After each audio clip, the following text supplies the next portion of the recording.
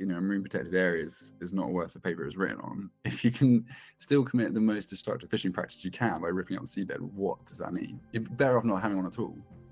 But also it might be that, again, because we don't really understand how these systems look or function when they're in their pristine state, they might be performing functions we don't even know about. And until we're allowed them to recover properly, we might be missing out on really amazing opportunities that we don't even know we're missing out on. The European shelf is 5 million square kilometers of seabed. If you protected 10% of that, it's 500,000 square kilometers that you effectively protected. The spillover effects over that on that long-term fisheries would be amazing.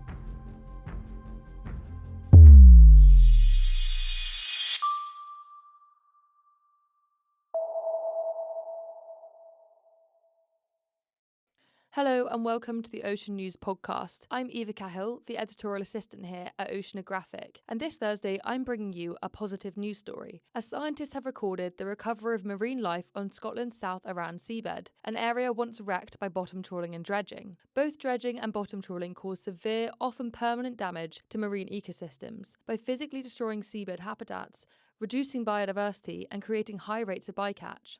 But 10 years ago, Scotland's South Arran seabed was designated a Marine Protected Area, or an MPA, and ever since it has been benefiting from respite from these destructive practices. In their absence, marine life on the soft sediment floor has begun to recover, and scientists, as part of the Convex Seascape Survey, have found roughly twice as many species and 3 times the abundance of marine life compared with the nearby unprotected areas. This seabed is a soft mud habitat, and these habitats are too often written off as degraded, barren and lifeless, failing to garner the attention of policymakers. But historic records tell a different story, showcasing ecosystems once rich in biodiversity and bountiful beyond what we might imagine today. And yet, in this overlooked muddy seafloor in Scotland, scientists recorded more than 1,500 species, worms, shellfish and other small creatures that are all critical to rebuilding these ecosystems from the ground up. This, they say, underscores what is truly being lost when we fail to protect our ecosystems. This seabed in Scotland is an MPA where bottom trawling is banned, but this isn't the case everywhere. MPA's protections are tiered, and currently just 0.2% of Europe's seabed is protected from destructive bottom-towed fishing. So, despite being protected in name, MPAs aren't always protected in nature. And one study found that across the 727 MPAs designated by the European Union, 59% of the MPAs are commercially trawled, and average trawling intensity, which is the measure of how frequently and heavily the seabed is being disturbed by bottom trawling gear, across the MPAs is at least 1.4-fold higher compared with the non-protected areas. It was this contradiction that I wanted to explore further, so I spoke to Dr. Ben Harris, lead researcher at the University of Exeter, to understand the implications of his findings and what they tell us about MPA management worldwide. So can you explain a bit about your research findings and what you saw, what marine life you saw, and what the significance of that was? Yeah, sure. So this is part of a kind of broader research project called the Convex Seascape Survey, and it's a multidisciplinary project. So lots of different people from different disciplines are involved, people, geochemists, physicists, mathematical modelers, and then sort of marine scientists and ecologists like myself are kind of all involved in trying to understand how the seabed contributes to climate mitigation through the absorption of carbon. And from my perspective, a lot of that process involves the sea life on the seabed, basically. How is that sea life mediating the carbon in and out of the seabed? And we also want to know, how does trawling and dredging and general human impacts to the seabed affecting that process, either directly sort of impacting the carbon, resuspending the sediment and releasing that back into the atmosphere, or via disruption of ecological communities, because we know that these communities are important in accumulating this carbon. So we went up to the Isle of Arran in September in 2023. Yeah, there's a marine protected area up there. It's been quite well enforced over the last 10 years. And it's an interesting spot for us specifically because it protects a large area of soft sediment, which is generally overlooked in marine protection area designation strategies. People don't really seem to care about soft sediment. It's sort of this narrative that it's kind of uninteresting in terms of its biodiversity. It's not much there. It doesn't really do much. And so we're trying to rewrite that narrative. And this is a rare example of somewhere that's actually protected it to see what it can do. So yeah, we went up there and did a bunch of different sampling. We looked at fish communities. We looked at seabed communities, things called epifauna, so the stuff growing out of the seabed, the infauna, so the stuff living in the seabed itself. a kind of broad spectrum ecological survey, and then also tying that in with carbon. So we looked kind of inside and immediately outside the marine protected area to see if we could see more carbon, basically, in the seabed, and also what those communities look like inside and outside. And so we found, we just published a paper on that, and we found a lot more infauna inside the marine protected area, so about 3 times the abundance in terms of the number of animals. There's way more inside the protected area now, and also I think it was 2 times the species richness. So just number of species that we find is higher inside the marine protected area as well. And so it's a nice clean signal that we can see here that this MPA is working. We know that, we've got so much evidence from pretty much everywhere in the world that marine protected areas do work when it comes to recovery of fish communities. They're effective things. They're important for the health of fisheries and the sustainability of fisheries, but this seabed dwelling communities is sort of been overlooked. We don't really know how to respond, and we can see here that they are responding. In terms of the other forms of life down there, we didn't really see much signal. What we call the epifauna, again, they haven't really responded that much, or at least not like statistically so. Is that epifauna? Is that the... Yeah. So, sorry, yeah. Yeah. A bit of jargon there. So epifauna basically refers to like everything. If you looked at the seabed, what can you actually see growing out of it? So things like sponges, cobweb corals, sea stars, even just things that are living on top of the seabed that you can see with your eyes, basically. And they haven't responded as quickly. And that's kind of what we'd expect, is that when it comes to fish communities, they can bounce back quite quickly, given the right form of protection. But when it comes to seabed ecology, it's likely that it's happening on a much slower rate. Just the metabolism of that system is that much slower.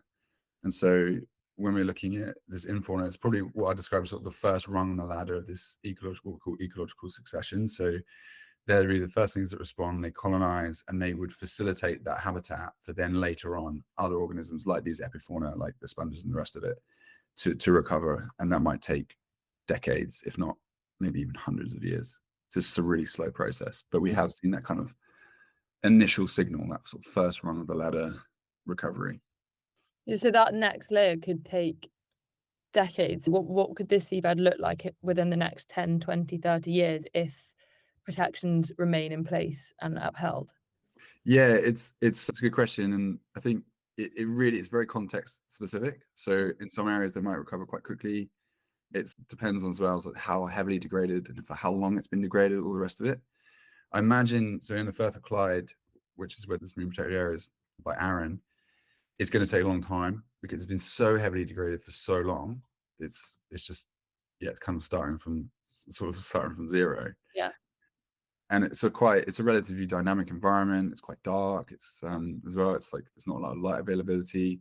It's quite a bit of current moving. So it just makes the conditions difficult for these organisms to establish over time. But what we do know is from historical records, that the kind of few historical records that we do have from that area, that it's likely that this area was covered in life at once upon a time. And this kind of phrases like what we call biogenic crust. So this kind of matrix of living organisms at one point likely covered the entire of the Clyde. It wasn't really even considered sort of soft sediment. It was actually been this kind of living crust. Wow. Been there for thousands of years, and then one trawl comes through and can destroy that kind of overnight. So we do have these kind of reference points, but it is generally hard to know what the end point we're aiming for is, because we're kind of suffering from what some describe as like a shifting baseline syndrome. So we just don't know what we're aiming for. We don't know what a healthy seabed ecosystem looks like, because we just don't have much of it to refer to and be like, oh, that's what we're aiming for, because there's such a broad degradation. You don't have examples. Yeah. And this is kind of slightly off topic, but in terms of getting that ecosystem to a place that even vaguely resembles that kind of abundance you were talking about, is there an argument that MPAs, we leave things alone and they return, but should we be having more of an active role in helping those species sort of establish? Yeah, that's a really good question, and it's a difficult question. We've actually just submitted another paper on exactly that question. Is like, what should we be doing? What can we be doing? If we were allowed to do whatever we wanted, what's the best approach? Again, to be given an annoying answer, it's probably really context specific, and it really depends where you are. But yeah, it might be in certain circumstances, it's probably in certain areas of the Firth of Clyde, this it would include this area that it might not be recoverable just with time. They've been so heavily degraded that the actual sort of energy of the system itself has been fundamentally altered.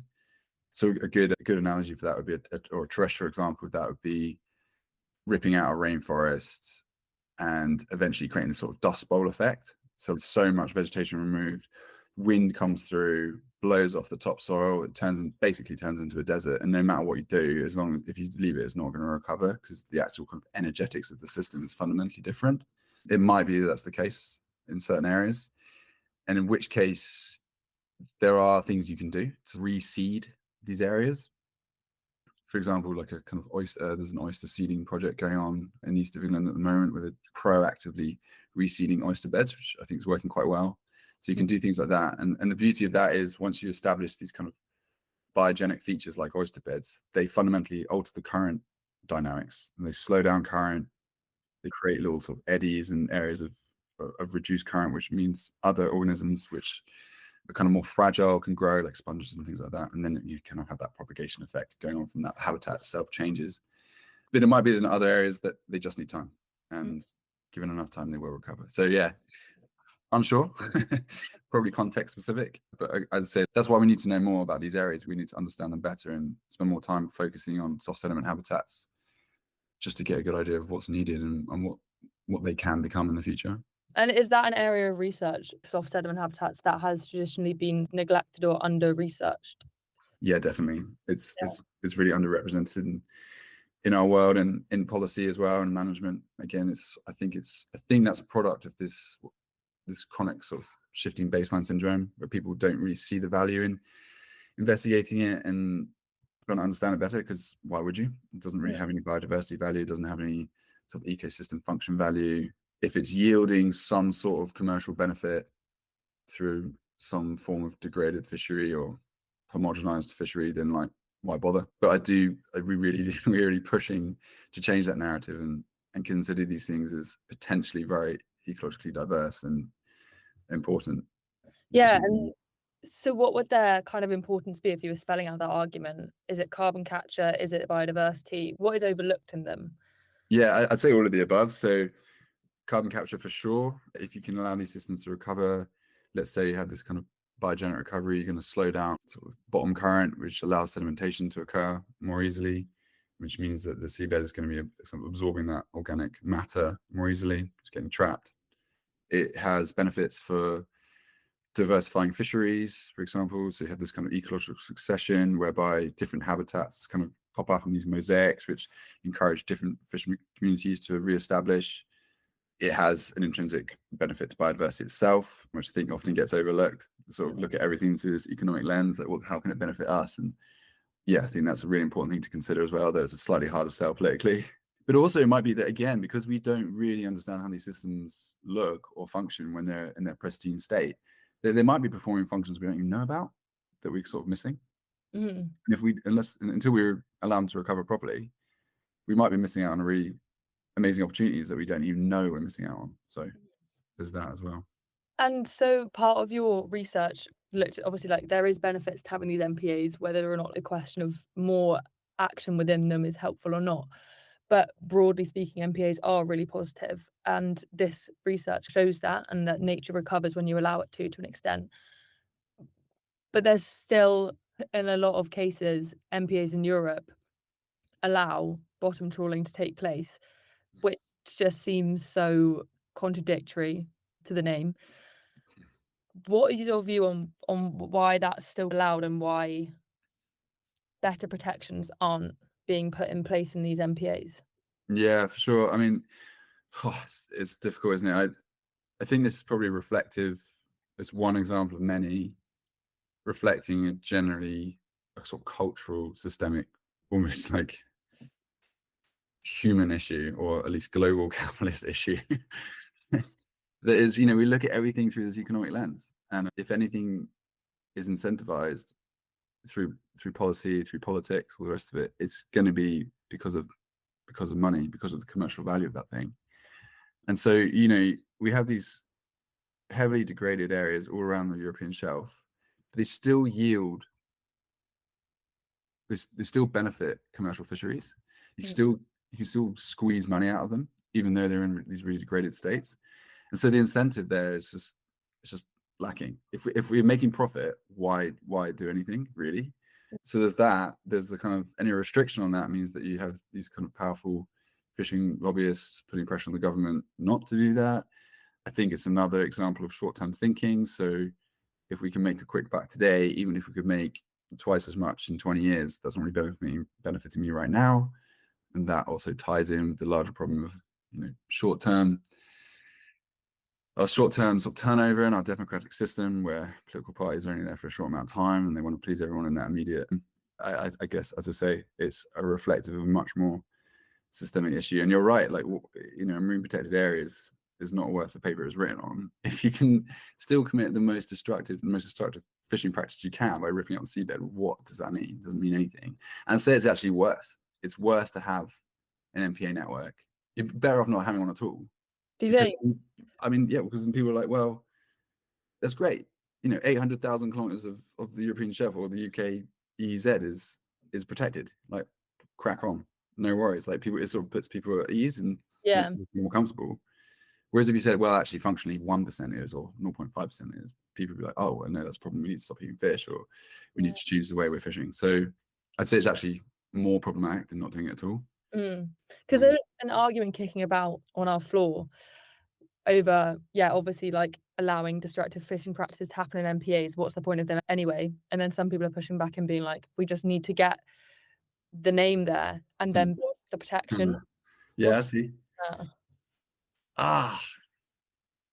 That's funny. Yeah, I guess you could look at this sort of incremental process. But look, there's, we're trying. It takes time. We can improve them over time. That's a good question. I mean, it's a good argument. It's hard to. I can totally see that argument. I think I'd probably fall on the other side of it and say no. From my own personal experience, sometimes when I hear these things, I'm involved in this industry, and I go, oh, that's great. Oh, like any excuse to be like, okay, I can go buy some mackerel and not worry about it too much because I love mackerel. But the reality is just it's not that, and I think it's more insidious to pretend when you're not doing the thing.